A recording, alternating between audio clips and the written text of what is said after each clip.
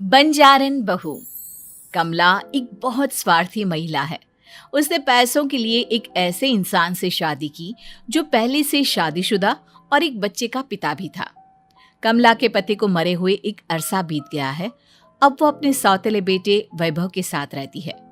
वैभव के दिल में अपनी माँ को लेकर इतना डर है कि वो अपनी माँ के सामने एक शब्द नहीं बोल पाता।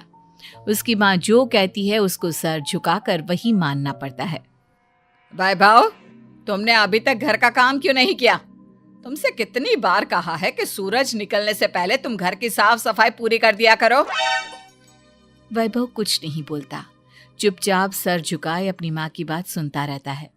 तभी पास में खड़ा नौकर सुखराम कहता है, मालकिन, वैभव बाबा को रात से तेज बुखार है, इसलिए वो सुबह जल्दी उठ नहीं पाए। उनके बदले मैं घर की साफ सफाई कर देता हूँ।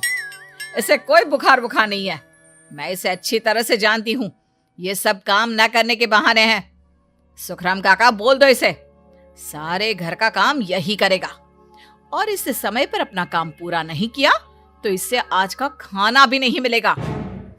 मगर मालकिन, वैभव बाबा की सच में ही तबीयत खराब है, आप एक बार देख तो लीजिए। कमला बिना कुछ बोले वहां से चली गई और बेचारा वैभव तेज बुखार में भी काम करता रहा। कमला वैभव की शादी एक ऐसी लड़की से कराना चाहती थी जो अनपढ़ हो और कमला से इसी तरह डरे जिस तरह वैभव डरता है, ताकि वैभव की सारी जायदाद और धन दौलत उसकी मुट्ठी में रहे। लेकिन आज के जमाने में ऐसी लड़की मिलना मुश्किल है। कमला कार में यही सब कुछ सोचती जा रही थी कि तभी रास्ते में, अरे ड्राइवर, तुमने कार क्यों रोक दी? और ये इतना शोर कैसा?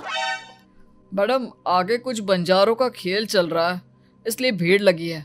मैं अभी भीड़ को साइड में करवाकर कार निकालता हूँ। ड्राइवर भीड़ को साइड करके कार निकालने की कोशिश करने लगा कि तभी कमला की नजर रस्सी पर चल रही एक फुलवा नाम की बंजारन पर पड़ी। क्यों ना मैं इस बंजारन की शादी वैभव से करा दूं? ये तो अनपढ़ लग रही है, मेरे पैरों तले दबकर भी रहेगी। मुझे अभी इसके माँ बाप से बात करनी होगी। ये सोचकर कमला ने उन बंजारों से बात की और उन्हें शाम को अपने घर बुलाया। फुलवा के माता पिता वहां उसे लेकर आ गए। उन्होंने इतना आलीशान घर पहले कभी नहीं देखा था। अच्छा हुआ आप लोग आ गए। देखिए, मुझे घुमा फिरा कर बात करने की आदत नहीं है, इसलिए सीधे सीधे मुद्दे पर आती हूँ। मुझे आपकी बेटी बहुत पसंद है। मैं अपने इकलौते बेटे की शादी आपकी बेटी फुलवा से कराना चाहती हूँ। इसके बदले में आप जो चाहो वो ले सकती हैं।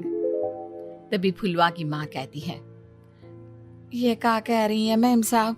कहीं आप हमारी गरीबी का मजाक तो नहीं उड़ा रही ना?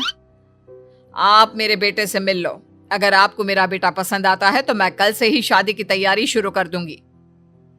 सुखराम, सुखराम, वैभव को लेकर आओ। फुलवा अपनी माँ के कान में फुसफुसाती है, माँ, कहीं इस मेम साहब का छोरा पागल तो ना है?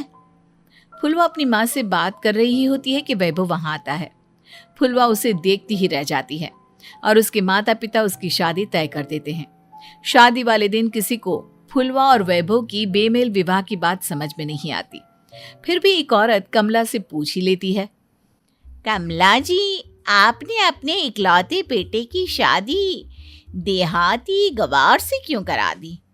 ये बंजारन आपके घर की बहू बनने लायक तो नहीं है। कम से कम अपने स्टेटस का ही ख्याल कर लिया होता। बहू तो अपने टक्कर की लाती, आपने तो बंजारन को ही बहू बना लिया। अब कमला को समझ में नहीं आ रहा था कि इस बात का क्या जवाब दे। वो कुछ देर चुप रही और सोच समझ कर कहती है, बहन जी, आपको तो पता है आजकल के बच्चे किसी की बात कहाँ सुनते हैं। मैं तो अपनी बहू एक पढ़ी लिखी और अपनी सोसाइटी की ही ढूंढ रही थी। लेकिन मेरे बेटे ने मेरे सामने इस बंजारन को लाकर खड़ा कर दिया। बोला कि मैं शादी करूंगा तो इसी से। अब भला मैं क्या करती, मुझे अपने बेटे के सामने झुकना ही पड़ा। कमला की ये बातें सुखराम भी सुन रहा था। उसने ये सारी बातें वैभव को जाकर बता दी। काका, मैं तो फुलवा को जानता भी नहीं, फिर माँ मेरे बारे में झूठ क्यों कह रही है? अरे बेटा, तुम कितने भोले हो, तुम्हें कुछ भी नहीं पता। तुम्हारे पिता अपनी सारी संपत्ति तुम्हारे नाम करके गए हैं। तुम्हारी माँ नहीं चाहती कि यह संपत्ति तुम्हें मिले, इसलिए उन्होंने तुम्हारी अनपढ़ लड़की से शादी करवाई ताकि तुम्हारी तरह वो भी अपने हक के लिए आवाज ना उठा सके। सुखराम काका, मैं क्या करूं, आप ही बताओ। माँ के सामने आते ही मेरे हाथ पैर कांपने लगते हैं। मैं माँ को कुछ भी नहीं कह पाता। वे दोनों बात कर ही रहे थे कि अचानक कमला वहां गई। कमला को देखकर दोनों घबरा गए। तुम दोनों फिर कभी बातें कर लेना, अभी फेरों का समय हो गया है, चलो जल्दी आओ। इस तरह फुलवा और वैभव की शादी हो गई। अगले दिन कमला ने फुलवा को बुलाया और उसे नसीहत देने लगी। देख बंजारन, तुझे मैंने अपनी बहू बना तो लिया है, लेकिन तुझे इस घर में आँख कान मुंह बंद करके रहना होगा। घर का काम कर और अपने पति से मतलब रख।